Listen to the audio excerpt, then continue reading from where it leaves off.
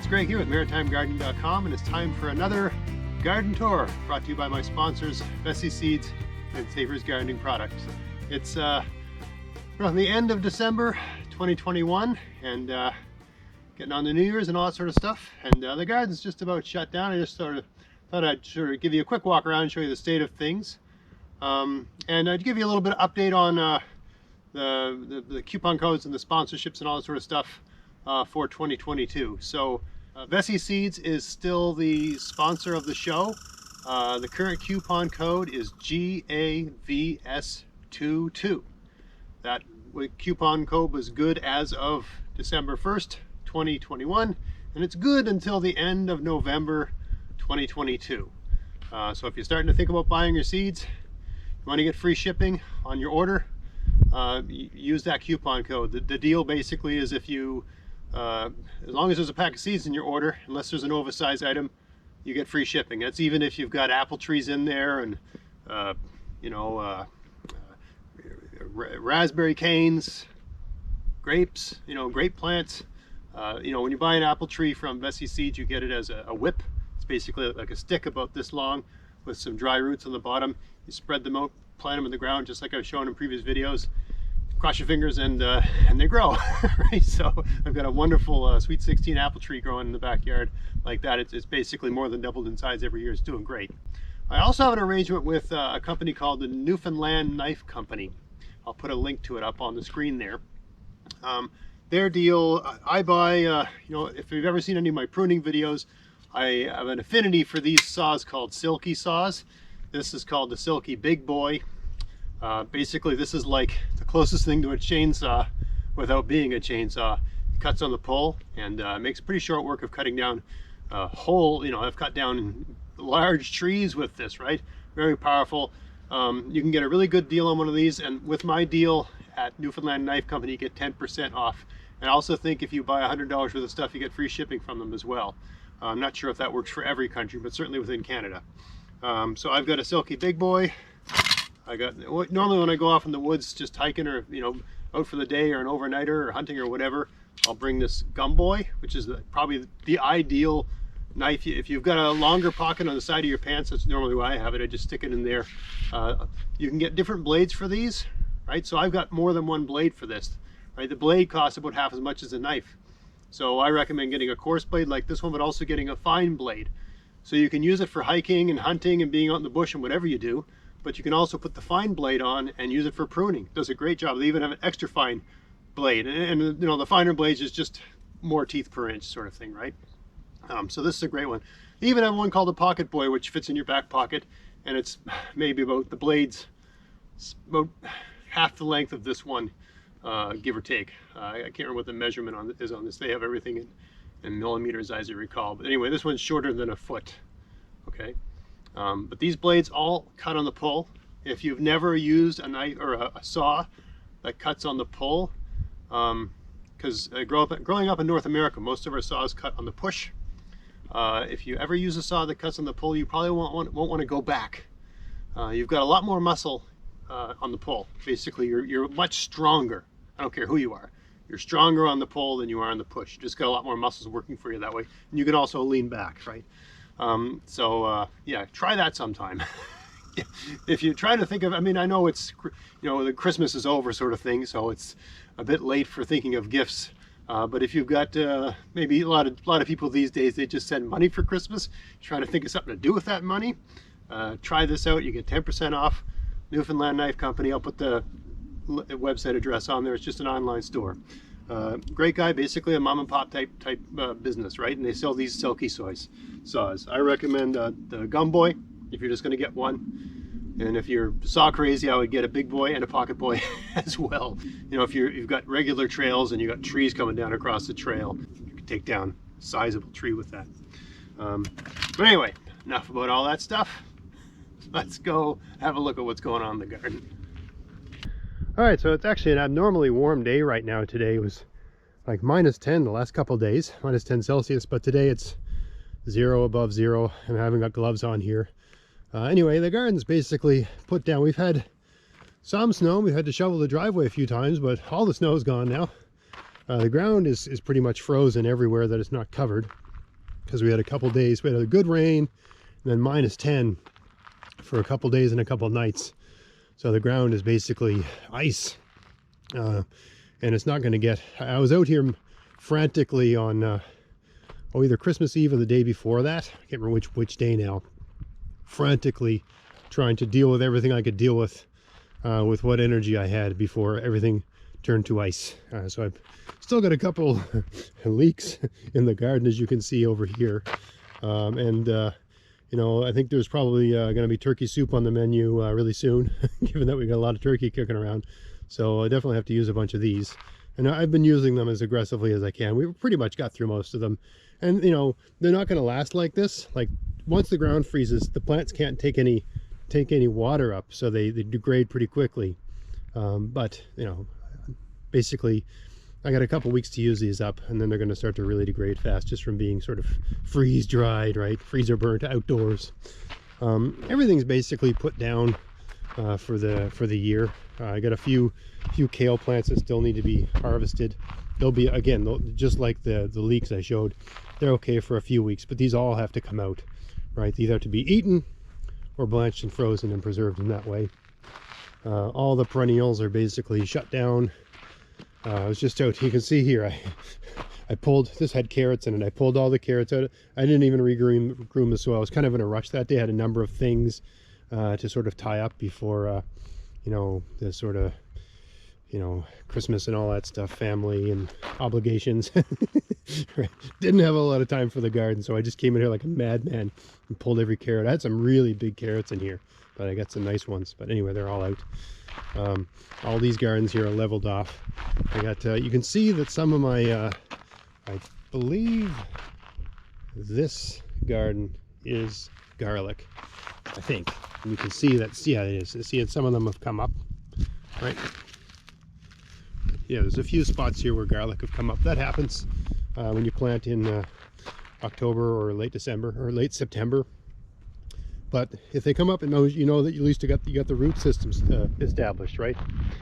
The dome here, I've got carrots under this dome. I got parsnips under this dome. This is just a sort of lazy man's way of preserving, you know, for the winter. You know, whenever I need them, I just come out and dig them out of here, and they're just ready to go. When the snow goes on, you got to brush the snow off, but other than that, they're ready to go. The parsley here in this garden, this is where my cucumbers were, is still around.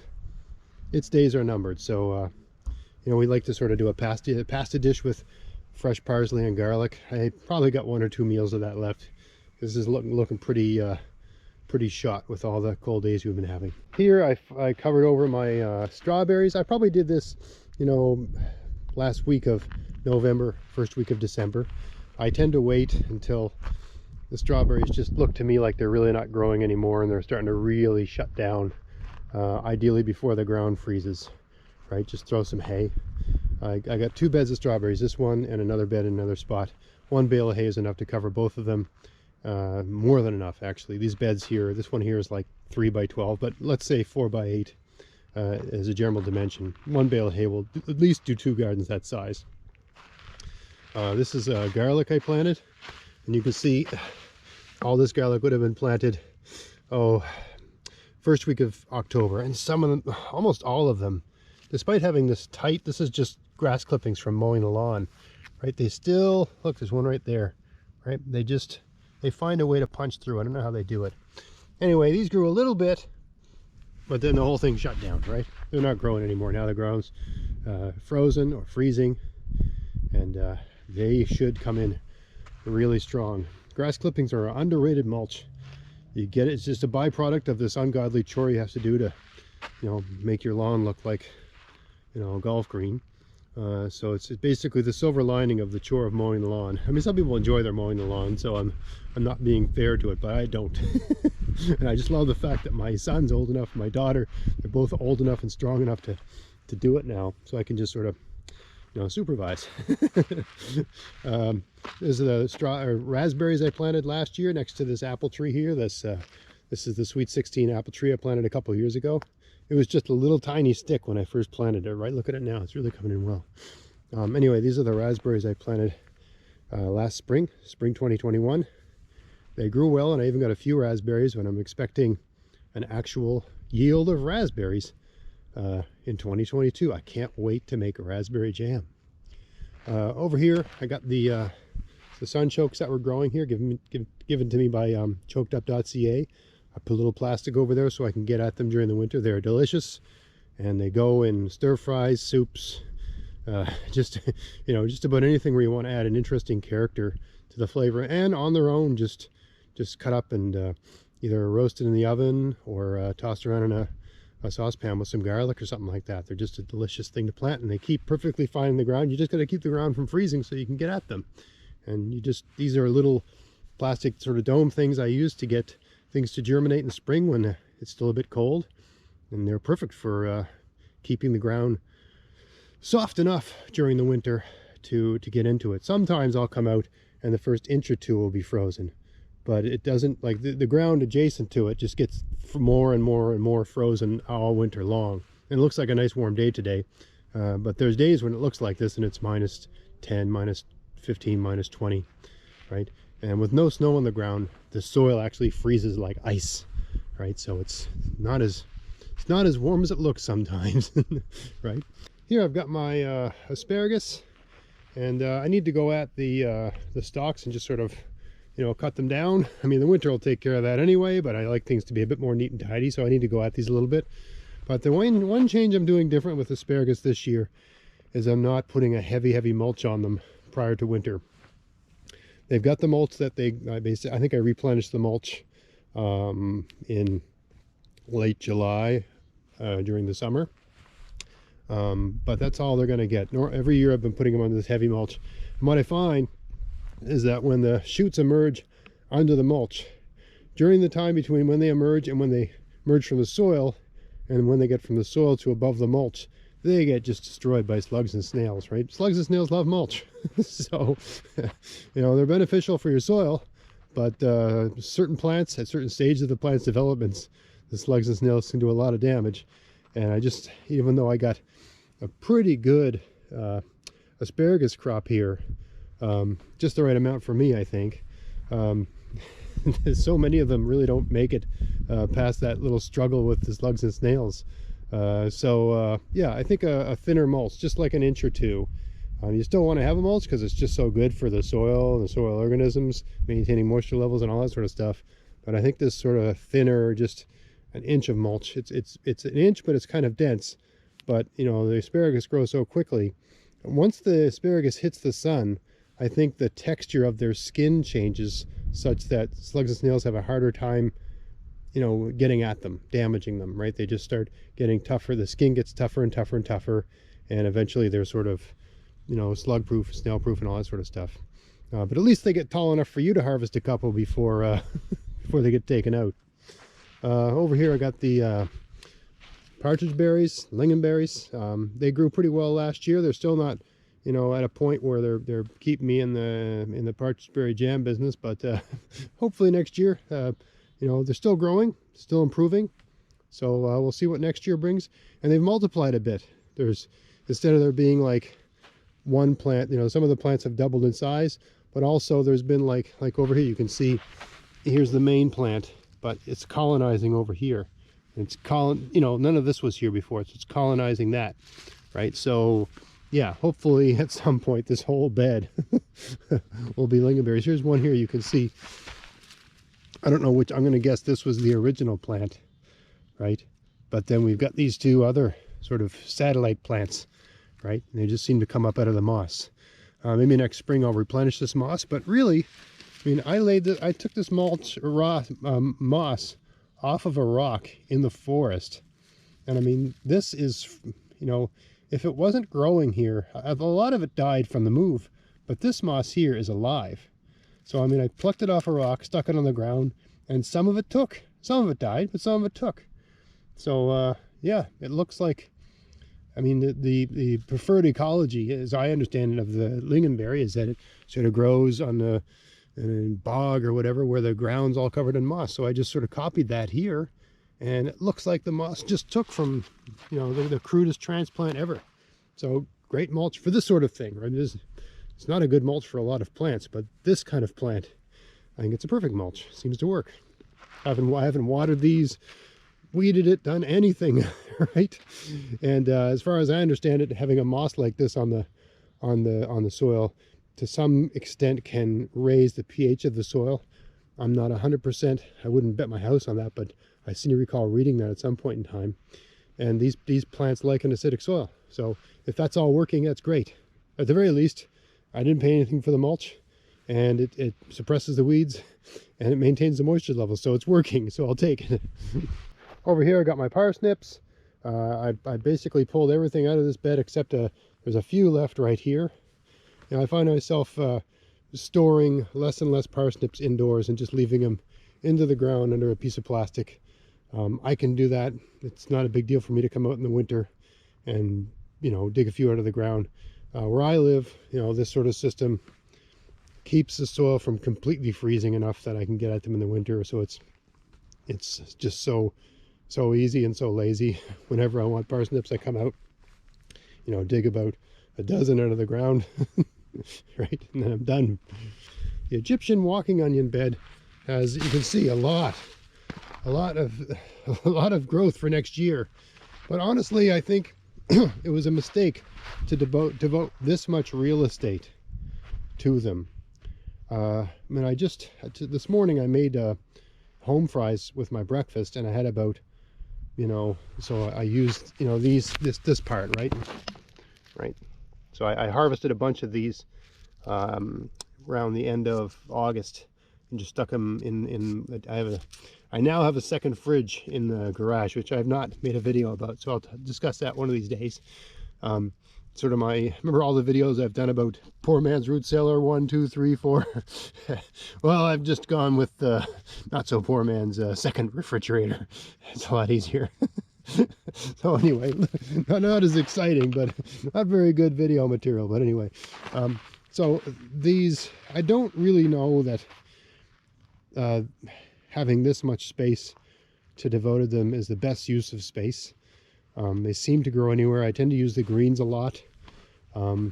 So I don't know what I'm going to do with these. Maybe next spring I might move them and maybe put them in a bed that's a little less productive. And because they're really, all these beds along this row here are sort of high productivity bed. Right? Anything, look at the kale there, right? Anything I plant in these does really well. So I don't know if it's worth my while to devote so much space to this particular onion, which doesn't store. It doesn't, like, if I'd actually grown like Styrian onions, you know, big fat yellow onion sort of thing, I could have harvested them all and stuck them in a bag in my garage and used them for months, right? These ones here, they're really good at providing a constant source of green onions. And then they give you, you know, this part, which is like a shallot, which is nice, but you know, you need, just making home fries this morning, I used 7 of these, and they're wonderful. They're sort of like in between onion and garlic in terms of their flavor. More powerful than onion, less powerful than garlic. So they're nice, right? Everybody liked the home fries. Even my kids that aren't huge fans of them. So I mean, they like them more than normal. It's probably because they like potatoes with garlic. But yeah, I don't know if this is, you know, the right use of the real estate. It's always an equation you're trying to figure out. How much real estate should I devote to growing different things? I still got some kale out here in the garden. I got a few days off. I get the next week off, so this is all going to be harvested. Once the ground freezes, you got to pick your kale. You can't leave it out there any longer because it'll just get more and more sort of freezer burnt because the stalks can't draw moisture up and rehydrate the leaves. And this is a great time to harvest it because it just tastes so good because it's gotten so many cold nights at it. It just changes everything. The chemistry of the kale changes, and it's at height of its flavor. So really, maybe tomorrow I'll pick all of these and just blanch and freeze them, right? Because every day they're left here, they're just going to sort of degrade, right? Get kind of freezer burnt, right? Hey, just wanted to prove that the pond is frozen. Hopefully I don't get through. So winter is upon us. And basically fall's over, winter's upon us, the pond is frozen. Goldfish are underneath there doing whatever it is they do during the winter. And hopefully most of them will make it to to next spring, and we'll see them again next spring. But that's where we are this time of year. It's the end of the year. It's a great year. We had a great garden. Thank you, all of you, for watching my my videos and just staying connected to my channel. I really appreciate it. If you want to help keep everything going here, just check out my sponsors, Vessi Seeds, Savers Gardening Products. And if you need a knife or a saw or an axe, check out the Newfoundland Knife Company. Use my coupon code for them, MGP 2022. I think 2021 will go to the end of 2021, but MGP 2022 is the coupon code for the coming year. Activates as of January 1st, 2022. So other than that, I hope you found the video useful. If you did, please like, share, subscribe. And until next time, get out there, get at it, have fun in your garden. Thanks for watching.